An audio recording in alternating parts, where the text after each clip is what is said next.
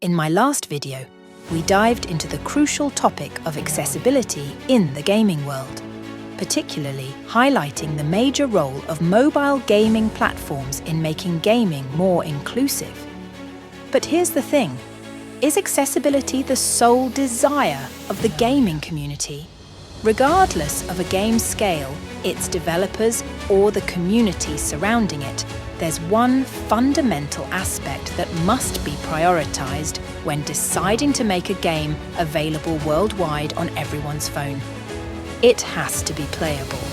I mean, imagine having a game right at your fingertips, but you can't enjoy it the way you want to. What's the next natural step? Uninstalling, right? But here's where it gets interesting. What might be a negative experience for one player could actually benefit others. In other words, one's negative impact can be highly advantageous to others. It's a bit mind-boggling, isn't it? Today, we're diving into a fascinating topic: how a AAA game met its match in the form of its own clone. And trust me, by the end of this video, you'll understand why optimization is the magic word for every single game out there. This is Kismet, and let's dive straight into the video. On March 10th, 2022, one of the world's leading AAA gaming companies, Activision, made waves with their latest announcement for mobile gaming enthusiasts, building on the success of Call of Duty Mobile, which took the gaming world by storm in 2019. This time, they had something massive in store, a brand new FPS game in the making named Project Aurora.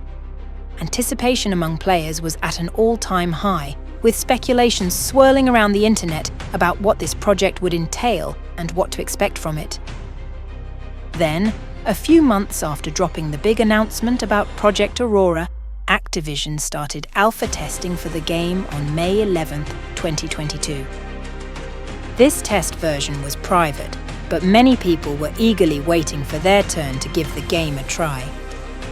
Big-time studios like Digital Legends Entertainment, Beanox, Activision Shanghai Studio, and Solid State Studios were all hands on deck for this mobile version. At that time, most people around the world weren't aware of this project, as it was still in the beginning stage. However, on September 8, 2022, the publisher Activision Mobile stepped in and announced that Project Aurora would be released under the name Call of Duty Warzone. That was the moment the developers recognized the hype for this game and how badly people wanted to try it. Many people started posting about their excitement for the game, and content creators around the world began hyping it up as the biggest battle royale game the mobile platform would ever see. It was believable, considering Call of Duty Mobile's continued success as one of the best battle royale games to this day, and with Activision as the developer, people had high hopes for Warzone Mobile to deliver a AAA quality. Moreover, the announcement came at a time when EA's Apex Legends Mobile was struggling to find its rhythm in the mobile market due to lack of optimization and increased number of hackers. With this example in front of them, people had a feeling that Warzone would avoid the mistakes that Apex Legends made with its mobile release. At least, that's what they thought. On September 15, 2022, during a Call of Duty event, Activision announced the upcoming release of Warzone Mobile, slated for a worldwide launch in 2023. The news got gamers everywhere pumped up because it meant Warzone was coming to phones, giving everyone a chance to play it no matter where they were. A couple of months after the announcement of Warzone Mobile in November, the game quickly made its way to the Play Store and App Store for pre-registration. Surprisingly, pre-registration was available for the majority of devices, including many low-end ones. This was a pleasant news for gamers. Since most players had already experienced Call of Duty Mobile before, they were familiar with its excellent optimization and knew what to expect from this new mobile edition. Later that same month, Warzone Mobile began limited beta testing in Australia. This was like the first taste of Warzone Mobile for some lucky players, letting them try it out early and give their thoughts before it hit the masses. With the help of VPNs, many curious players got a chance to finally play it on their phones and experience it for the first time. However, the testing wasn't as exciting as they had hoped. It wasn't well optimized, the graphics seemed pixelated, and it was filled with many in-game bugs. But it's important to remember not to complain too much about a beta version. Soon after, the beta testing videos started to surface online, but many players in the community were not impressed by the gameplay. Numerous beta tests began, allowing more players to try the game or watch gameplay online. However, one consistent issue persisted. The game's optimization wasn't up to par. Additionally, the community started to highlight a major problem. The game was significantly more optimized for iOS devices compared to Android. Playing Warzone Mobile on Android devices was particularly troublesome. When players raised these concerns with the developers, many Warzone Mobile content creators took sides and criticized those with low-end devices. However, the issue extended beyond just low-end devices. Most of the mid-range and even some high-end devices struggled due to limitations in graphic quality. This led to players being unable to see their surroundings properly during matches, except when in close proximity to objects. Furthermore, frequent frame drops and other bugs made it difficult for Android users to enjoy the game. This disparity in optimization created an unfair advantage for iOS users over Android users. iOS users enjoyed better visuals, improved visualization, and field of view settings, giving them an upper hand in gameplay. Android users, on the other hand, faced unplayable conditions due to poor optimization, regardless of their skill level.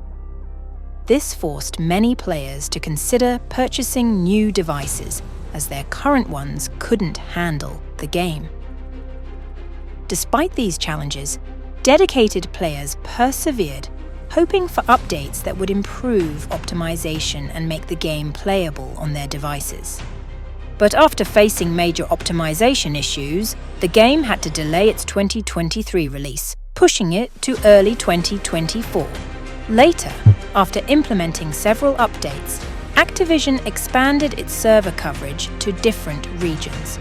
By January 2024, they conducted limited tests in 6 different countries: Australia, Norway, Chile, Sweden, Germany, and finally, Malaysia. Despite opening more servers to accommodate more players, the response to the iOS version of Warzone Mobile was generally positive, while the Android version continued to face optimization issues. This was disappointing for the community, leading to doubts about whether the game would be playable on low-end devices despite the pre-registration. However, players remained hopeful, believing that there was still time for improvements. Yet, on February 28, 2024, Activision announced that Call of Duty Warzone Mobile would be released worldwide on March 21, 2024, for both iOS and Android platforms. Despite reaching over 50 million pre-registrations on Google Play, players continued to express concerns about serious optimization issues to the developers. Prior to the global release, Warzone Mobile released 2 major updates focusing on optimization, graphics, and overall gameplay. The community anticipated these updates to be the biggest improvement in Warzone Mobile so far. While there were significant changes and improvements, they were mostly noticeable on iOS devices. Many Android users still faced the same issues, leaving them disappointed once again. After 2 years of development, Warzone Mobile was finally released worldwide on March 21, 2024. However, the extended development period did not seem to have a significant impact on the gameplay. Many content creators began streaming the game on various social media platforms, and even after the global launch, some bugs were still present. This was noticeable even in some of the gameplay footage from iPads. However, such issues are common for games on their release day. The poor optimization and lack of attention to the Android version of the game frustrated many players in the community. Despite pre-registering on low-end devices, players found that the game couldn't even be installed on their devices. This led to a wave of disappointment, with many Android users deleting the game shortly after trying it or refusing to try it altogether. Consequently, the game received a flood of negative reviews on the Play Store, resulting in a low rating of just 1.8 out of 5. This made Warzone Mobile one of the lowest-rated FPS games on the mobile platform. In contrast, the iOS version of the game maintained a steady rating of over 4 out of 5. The backlash from players continued due to various issues, including server connection problems, numerous glitches, and most importantly, inconsistent frame drops and device overheating. These issues proved to be troublesome for players, further exacerbating their frustration with the game. Warzone Mobile's failure to optimize the game properly and rushing to release a half-cooked product to a global audience resulted in widespread dislike for the game. However, as I mentioned earlier in this video, failure can sometimes pave the way for other opportunities. In this case, the winner emerging from Warzone Mobile's failure was its own clone. NetEase, known for bringing PC games to the mobile platform with their own versions, began technical testing for their new game shortly after Activision's announcement of Warzone. They named their game Project Bloodstrike. NetEase's Project Bloodstrike seemed to learn from the shortcomings of Warzone Mobile and aimed to offer a smoother and more optimized experience for players. By combining elements from both Warzone and Apex Legends, they created a unique blend that attracted attention during beta testing. The success of the beta testing phase showcased the game's potential, especially its optimization across various devices. NetEase's decision to announce the global release date for Bloodstrike on the same day as Warzone Mobile showed their confidence in their project. It signaled that they believed their game could compete with a AAA title like Warzone Mobile, particularly in terms of optimization and gameplay. This move set the stage for an interesting showdown between the two games upon their global releases. The contrast between the optimization efforts of Warzone Mobile and Bloodstrike became evident as players experienced both games. While Warzone Mobile focused primarily on iOS optimization, leaving many Android users with subpar experiences, Bloodstrike prioritized equal optimization across both platforms. This approach resonated with players, leading many to express regret for criticizing Apex Legends Mobile's optimization compared to Warzone Mobile. Bloodstrike's balanced optimization efforts across iOS and Android devices highlighted the importance of catering to all players, regardless of their chosen platform. This decision likely contributed to Bloodstrike gaining traction among players who were disappointed by Warzone Mobile's optimization shortcomings. The contrasting reception between Warzone Mobile and Bloodstrike became evident after their global releases. While Warzone Mobile struggled with a low rating of 1.8 out of 5 on the Play Store, Bloodstrike soared with an impressive rating of 4.7 out of 5. Bloodstrike's success served as a clear indication that players found it to be a superior alternative to Warzone Mobile. Its optimized gameplay and overall experience surpassed the expectations set by Warzone Mobile, making it the preferred choice for many players who were disappointed by the latter. the competition between Bloodstrike and Warzone Mobile raises intriguing questions about the future of mobile gaming.